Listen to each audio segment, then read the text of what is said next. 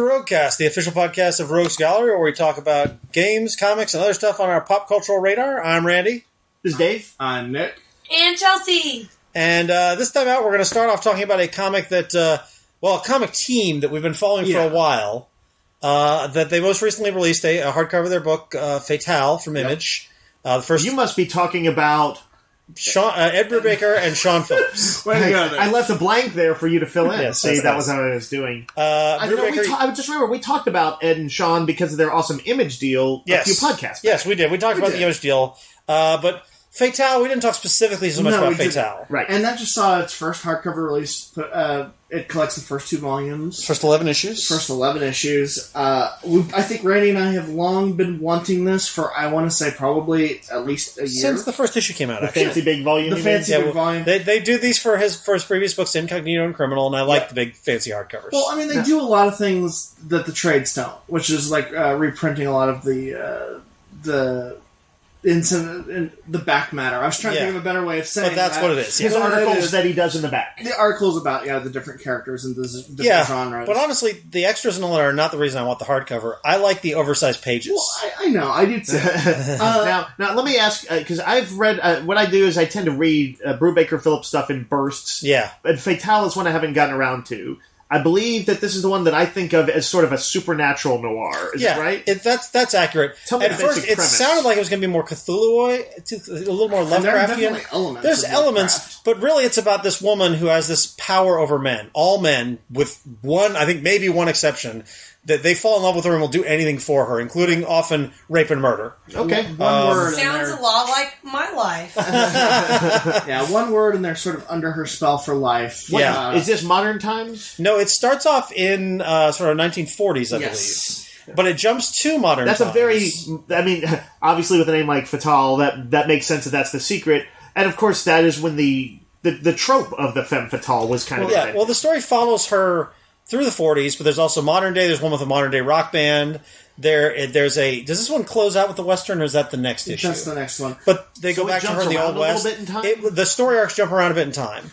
Yeah, I mean, that sounds a little bit like how American Vampire does it. A little bit, yeah. A little bit. Where here the sort of jumps in time are sort of interstitials. Like the main focus in the first 2 trades is a guy, burying his father, who was a writer, and sort of coming to realize that he had sort of this unpublished manuscript and, this connection to this woman. Mm-hmm. And he,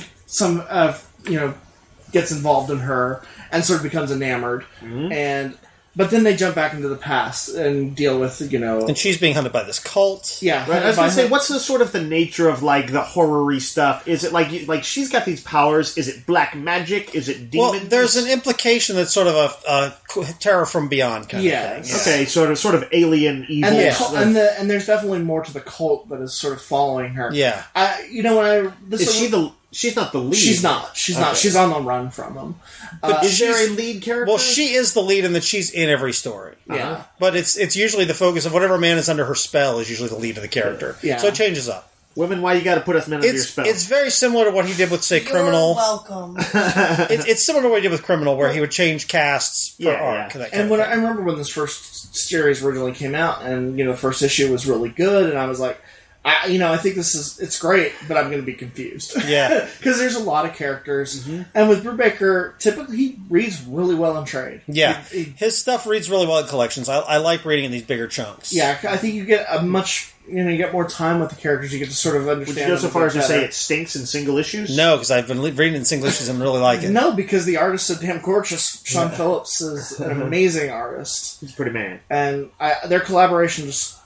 They do their best work together, so it's dark and eerie. And how dark is? On the Brubaker scale, where I would say maybe Sleeper might have been the darkest thing I've seen him do. In Sleeper territory. Sleeper was very much about sort of the sex was always really desperate. Like everybody was desperate. It was violence and sex not was like a lot right of below healthy the surface. Relationships. Not a lot of healthy. Fatale is very much in the same vein. Okay, like bad things are happening. Nobody gets out alive, kind of thing. Yeah, Brubaker, for a guy who seems like he's more or less sitting on top of the world, really likes writing about people in misery. Well, he loves writing the noir stuff, and this is very much noir meets supernatural horror, right? And if you're a Lovecraft fan or if you're a noir fan, this is going to be right up your alley. Yeah. Changing topics. Not really. I mean, just sort of. We're going to talk about How I Met Your Mother. The other noir about how women chain men along. And I think, everyone at the table has sort of evil. Seen this show to varying degrees. And everybody must listening to the podcast, whether they've watched the show or not, probably heard about it in the last week or two because it ended and there was some controversy. There was a huge, train right now. We're not going to talk about that because nobody here has actually seen it. Right. I know about it because I didn't care. Definitively, you are catching up on the show, and you would probably like not to be completely correct. spoiled. I have not seen this last night's season. I would like to continue to not know. So we'll just talk about the show in general. We're mostly going to talk about the first few seasons. Yeah, and I've seen bits and pieces of episodes, but never much. And I've watched all but the last couple seasons. Yeah. I've watched all but the 9th season. Do we all agree it's a pretty good sitcom? 8 seasons on Netflix, by the way. It's a good sitcom, and probably the coolest thing about it is that they use the pitch is that it's a guy in 2030 telling a story, voiced by Bob Saget, telling a story about himself, played by Josh Radnor as a younger version of himself, meeting the mother of his 2 kids, and he's telling his kids the story of how he met their mother. And what that means is because we're getting a sort of what's the word? A narrator who's not unreliable narrator. Yeah. You've got so they can do things like jump around in time or reveal that things did not exactly happen. So one of my favorite gags is that. And basically, it's sort of about his dating life when he was younger, and his circle of friends, and their dating lives, and how it intersects, and all that stuff. My favorite gag in the unreliable narrator thing is that they all used to get high in college, but they don't. They call them sandwiches. Yes, he's talking to his kids, and you don't want to tell them about pot, so he says sandwiches. So whenever they show them getting high, and they'll have the dreadlock hair or whatever else. Yeah. And they have these sandwiches, big, giant submarine sandwiches. Oh, that's awesome. That is very funny. There's great bits like that, but the leads, the story is about Ted is the main character. Marshall and Lily are a newly married couple. In the first season, they're not married yet. Allison Hannigan and Jason Segel. And then his best buddy is Barney. Neil Patrick Harris playing a basically sociopathic lady killer dater. Not an actual lady killer. He plays an amazing straight guy. Who would have ever thought? He is such a anybody who's seen Harold and Kumar. That's true. But would you say legend? Wait for it. Dairy. And then the woman he meets in the first episode, and this is not a spoiler, they lead you to believe that she's going to be the mother because they have this great chemistry. And then he says, "That's how I met your Aunt Robin." Right. And she is one of his best friends, and they have an on again, off again relationship. And that's Kobe Smulders. And that is Kobe Smulders, you might know as Maria Hill. Yeah, from the Avengers movies. That's not true. It's the other way around. No. Aunt Robin is in all of the Avengers movies. It's really weird. It's weird. No, it's a fun show. I mean, like all, sitcom comedies, they'll have their ups and downs. I mean, I think I sort of checked out probably 4 or 5 seasons into it. Yeah, that's about where I go. Watch sitcoms, which is why I haven't seen it. But in the bits and pieces I saw, it was making me crack up. It's very clever, and it's got a little heart. I mean, they definitely are talking about the relationships that you have in your early 30s when you're starting to you get your life, and that's what your life's going to be. It's friends as family kind of thing. Right. Well, it's all in New York. When it turns more serious, it's not just that, but also there's issues of friendship, friendship, romance, all of that stuff. But these are also good friends who do things like the slap bet. Yeah. Oh my gosh, the best bit in the whole sitcom is the slap bet. One of their great running gags, and basically it's they start having a discussion and they make this bet where the stakes are that if someone wins, then he gets to slap the other person, and that accelerates, and it becomes a running gag over different episodes. Yep, and I've seen bits and pieces of that, and it was awesome. And that's the thing. There's an episode where they're trying to what's the best route to get somewhere in New York. So they're all doing a race. Like one of them's taking the subway, one of them's taking cabs, one of them's on foot, and it's like they do sort of 24 style timing. They play with time, and they play with how the structure of a show and that kind of thing. Mm-hmm. There's an episode where they're trying to find the best. One of them had this great cheeseburger, and he can't remember where it is. Find it, yeah. And so they're looking for the restaurant. And everybody's had this kind of experience. It's like you're trying to find a restaurant and that kind of thing. But it's just taken to sort of hilarious extremes. One of the random episodes I saw had, I think, Jason Segel's character in this particular scene. Is he like a professor or a teacher or something? He is a lawyer. He's a lawyer. Okay, he was teaching. He was teaching a group of students or something. Oh, that's Ted. That's Ted. Okay. It was actually Ted. That's right. Ted teaches architecture at the college. The running bit throughout the episode was that they were revealing things that they did not learn until they were adults that they should have learned when they were younger. Yeah. And one of the things is Ted did not know how to pronounce the word chameleon. Yes. And so he's giving a lecture, and he mentions it several times, and he keeps calling it a chameleon. Chameleon, yeah. And the students are all looking at each other like, do we tell him? I know why this resonates with Dave. Yes. Well, we've all read superhero comics and not known every word in there. Sure. Like, say, when you're a younger kid, and the word renewal. Yeah, which you almost said the wrong way.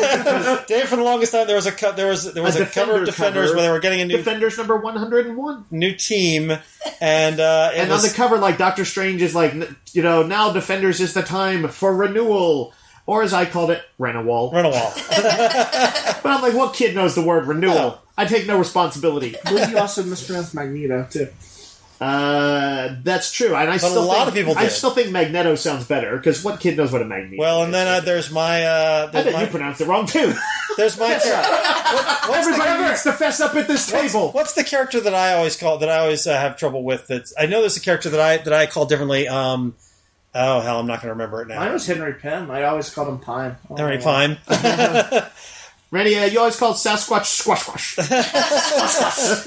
No, I know there is one, but I can't remember. But it seems like How I Met Your Mother, a little bit like Seinfeld in some ways, nails a bunch of things that everybody's going to recognize. Well, it boils down to the cast. And I think not only is the casting great, but I think I know people who love Neil Patrick Harris's character on it. But I think in general the dynamic of the group is very great. You have Marshall and Lily who met in college. And they're the sort of sweethearts. They're the college sweethearts. They have now gotten married, and it kind of shows them they're almost like the mother and father figure for these, kind of misfit bunch of groups because they're the ones who seemingly have their life together. The horny mother-father figures. Well, very true.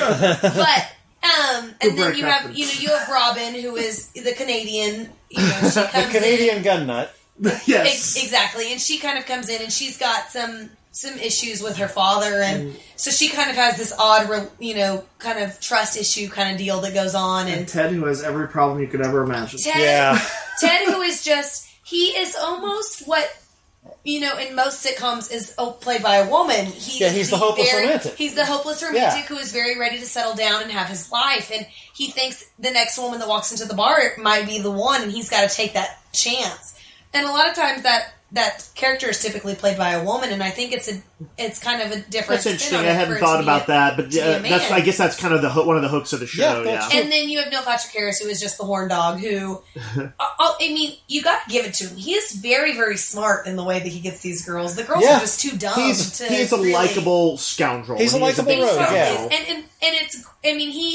He's very creative. You got to give it to him. He has a stormtrooper. He does indeed. I've heard his song that he sings about his love of suits. He has a blog. Pretty awesome. And on his blog, he invented the Naked Man. The Naked Man. I don't even know what that means. That was an episode too where they. The Naked Man is basically an act of It's a desperation move. It's a desperation move. You basically know that the date is going nowhere. You go back to the apartment. You lose the clothes. She goes to a room for some reason, and you just when she comes back, you're completely naked. He said 2 out of 3 times it works. And in this particular episode, Robin is on a date with this guy who's not very attractive, kind of just you're run of the mill, and she doesn't like him. She just hasn't really hit it off with him.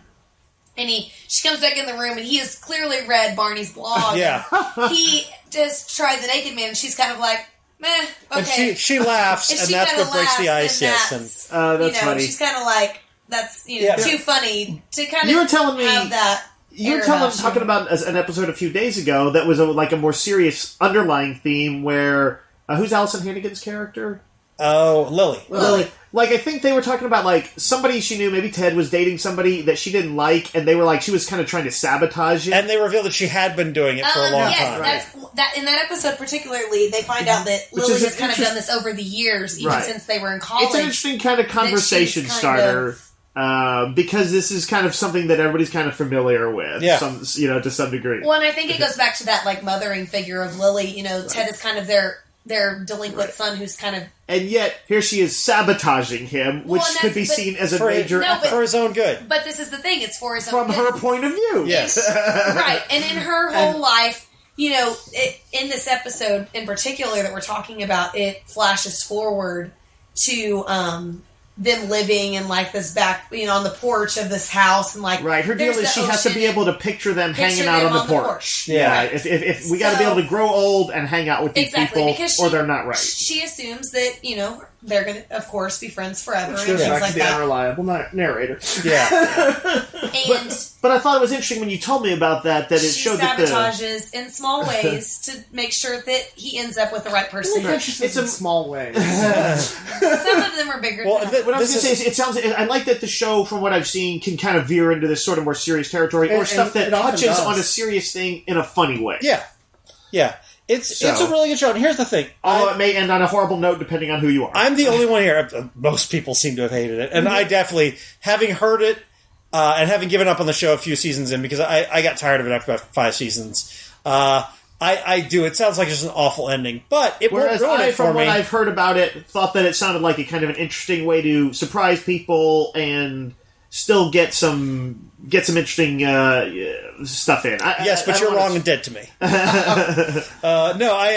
The thing is, it doesn't ruin the show for me. I'll still go back and watch the early first 4 seasons because there's some really good stuff in there. And I guess what we're saying is that people should give the show a shot. It's worth watching. Yeah. Well, and I think we were talking about this. It's on Netflix, right? By the way, speaking of which, I did say that. Streaming. Yeah, I feel like we were talking about this the other day. What is the other show that had the controversial ending? There's been lots of them. Well, I know, but we Lost were talking. I think it was Lost. Yeah, and we were talking about in general that you kind of still have fun getting there, even if the ending isn't what you want. There are lots of good times along the way, and there are many times in How I Met Your Mother that there are things that kind of probably hit home a little bit, depending on where you're at in your life. Yep. Me as a 20-something. A lot of these things are like... Yeah, they're like 10 years past you, which is weird. For me, it's like 20 years in my past. So hopefully they will be counseling you on what to avoid and what not to avoid. Right, so it's kind of like these notions of like where, kind of the turns life takes, which is kind of, even in Ted's notion, he's the hopeless romantic. He assumed by now he'd be married and maybe have a kid or two, and he's kind of having to come to terms with, even in the early on seasons, the coming to terms with that your life doesn't always pan out the way that you want it to, and for some reason or another, it might take longer to kind of get to where you want to be, and I think that's kind of an endearing factor of, even for not hopeless romantics, to kind of know that you'll get to where you're going eventually, it just might take some time. Yeah. Right. Chelsea, don't fall for the naked man, and don't date men with blogs. Got it. And wear suits. So to change gears just real quick, I'm going to talk about something that only I have listened to, and that is Aisha Tyler's Girl on Guy podcast. Yay, Aisha Tyler. Yes. We love Aisha Tyler. I became aware of this because a bunch of us went to Archer Live. Dave worked at the store, so we could go to Archer Live. Thank you, Dave. And Aisha Tyler was sort of the ringleader of that whole group. Who does she voice on Archer? She plays Lana. Okay. But she's also started... she's the host of Whose Line Is It? And she's the host of CW's Whose Line Is It Anyway. Oh. She's a working comedian. She was on Friends. She just had an episode of Modern Family. But so I became aware of her. She had a book called Self-Inflicted Wounds, which Chelsea bought and has not read yet. I have read part of it. Okay. I have not finished it. It's kind of... She says part, but she means like 12 pages. She read the dust jacket. You can't see, but Chelsea is shaking her head. This happens a lot. If you could see her thought balloon, though, you'd probably see Nick being stabbed in the throat. That's probably true. But possibly the chest. So she has a... and that title comes from a segment in her podcast. Her podcast is called Girl on Guy. It's free. It's on iTunes. It's one of the top ones on iTunes, I guess. And she does interviews. Basically, she gets together with somebody she knows, and because she's a sober person, it's like a lot of them tend to be comedians or actors, and she just talks to them for like an hour and a half about their lives, and she will ask. So she's a great interviewer. She'll ask every question, and they just talk about sort of how they get along with their parents and growing up, and how they got into acting or whatever else. And it's this really, it's almost like eavesdropping on somebody's like deep late night conversation with a buddy. You feel it sounds like it's like less of that sort of more structured interview quality that we're all a little bit used to. Yeah, no, it's it's a conversation. Now, I will say, I really like Terry Gross's interviews on NPR. Yeah, this is different. So that's what I was going to try and pin down. What does she ask that's different from Terry Gross? She is more conversational. It's more conversational, and she reveals bits of her own life too. So it's like they'll talk about how their relationship with their parents was like and how they got into acting, but it's not like, oh, well, I went to this school and this school. It's not like inside the actor studio. It's like, oh, yeah, looking back, my dad was kind of doing it. It's almost like a psychiatrist's couch in some ways. But the conversation kind of twists and turns on its own accord. Yes. And they also make jokes, of course. But because she's talking to comedians and stuff, it's this stuff that's both really dark. It can be dark and revealing, but also usually really hilarious and really interesting. Out of curiosity, is it uncensored? It is very uncensored. Because that's something else that would definitely separate it from your average interview on TV or radio or something. I'm also pretty sure all things Aisha Tyler does is completely pretty uncensored. Yeah. She, while she is amazing, very much so needs to be uncensored. She works blue. To very well get her sense of humor. Well, I will say her book is much the same way. It's very... It's a bunch of... Each chapter is basically a story of something or another that has kind of happened to her that's been a little bit embarrassing for one reason or another. That she did to herself. That she's... Right. That have come about because, some of them are because she was a kid and things that have happened and things. Yeah. She is hilarious. Anytime that I follow her on Instagram and on Facebook and things, and she's always posting funny bits, and she's great. I can only imagine that her podcast is great. The self-inflicted wounds is the last thing she does, and basically she has the guest come on with a story. She tells them to prep a story of some self-inflicted wound, something they did to embarrass themselves. That's cool. And I like that as a recurring theme. The first one I listened to was with Dan Savage, advice columnist, yep. And he's always hilarious and always very upfront and that kind of thing. And so the two of them talking, these very honest, frank people, talking to each other was hilarious and fun and really interesting. I've since listened to, she talked with her friend Scott Porter, you might know from Scott Foley, from any number of things. I think he's on The Good Wife or Scandal now. And she talks with one of the guys from True Blood. She's talked to all these different actors and comedians.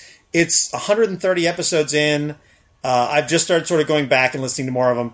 It's a really, really great show. I highly recommend it. What's it called again? Girl on Guy. Is it always a guy she interviews? I believe it has been, yeah. I think she's always talking to guys. Just curious. Yeah, I think she is. But definitely check that out after you're done listening to all the delicious roguecasts. That's right. And on that note... Delicious. I'm going with delicious. It's like a little cupcake podcast. Yes. On that note, we will close it out. You can check us out, comment on Facebook, and we'll be back next week with more. And until that time... Yo-jo!